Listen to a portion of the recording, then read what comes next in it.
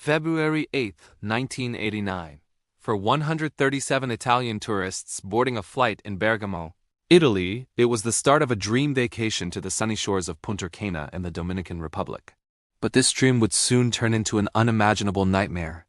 The aircraft was Independent Air Flight 1851, a 21-year-old Boeing 707, operated by a Miami-based charter airline.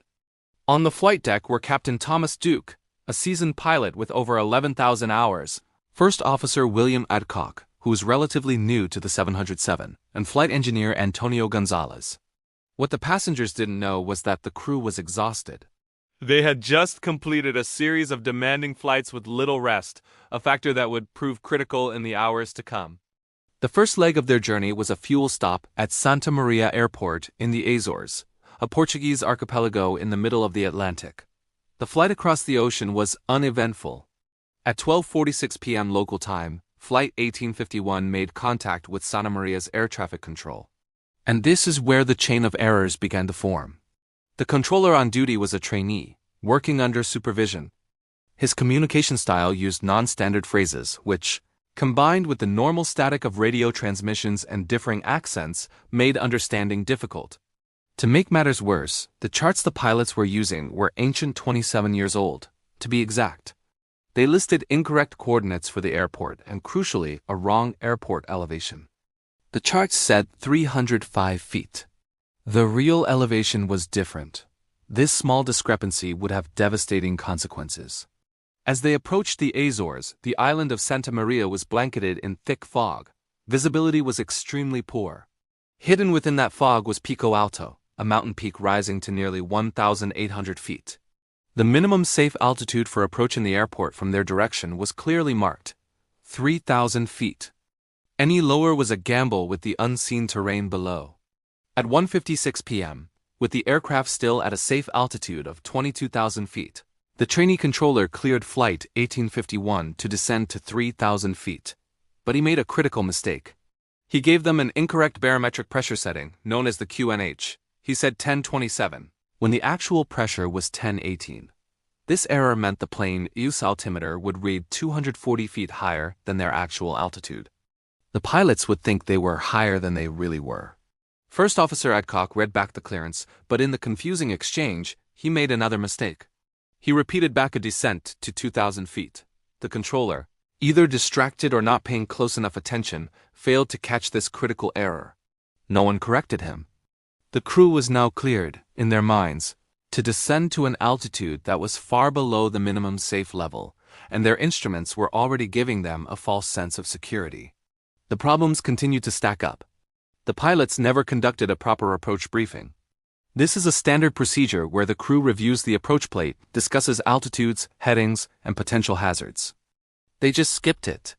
They were flying a non-standard route, guided by a faulty navigation signal, and descending aggressively through turbulence at high speed.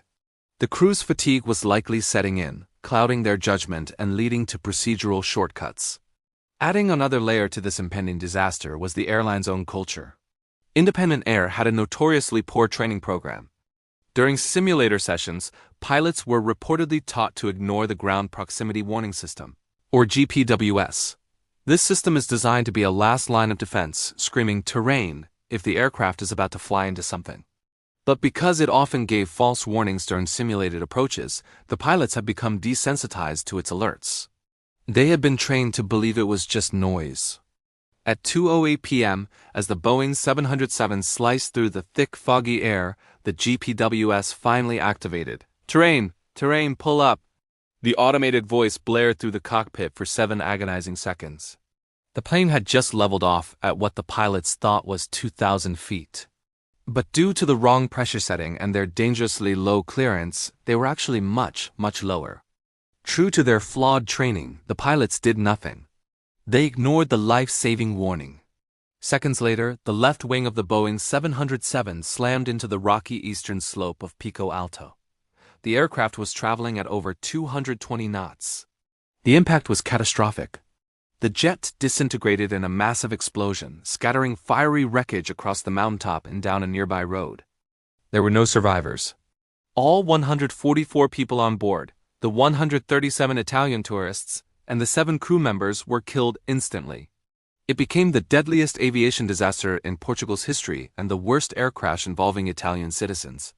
The subsequent investigation painted a grim picture of a flight doomed by a cascade of human errors.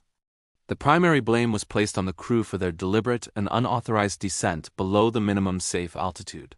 Their violation of standard operating procedures, their failure to conduct an approach briefing, and their fatal decision to ignore the GPWS were all contributing factors. But the investigation also highlighted the role of Independent Air's shockingly lax training culture, which had conditioned its pilots to disregard critical safety warnings. The airline's grueling schedules, which led to crew fatigue, were also cited.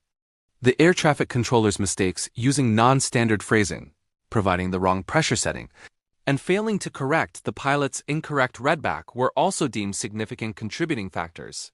Finally, the outdated charts carried by the crew sealed their fate. It was a perfect storm of errors, where every single layer of safety failed. In the aftermath, Independent Air faced immense legal and financial pressure. After paying out over $34 million in settlements to the victims' families, the airline collapsed and ceased operations in 1990. The tragic loss of Flight 1851 led to important safety changes. At Santa Maria, the minimum altitude for approaching over Pico Alto was raised to 3,100 feet, providing an extra buffer. The crash stands as a chilling reminder of how a series of seemingly small mistakes, compounded by fatigue and a poor safety culture, can lead to an absolute tragedy. It underscores the vital importance of clear communication, proper procedures, and a vigilant respect for every single safety system in aviation. Thank you for watching. If you found this story informative, please consider subscribing for more in-depth analyses of historical events. Stay safe.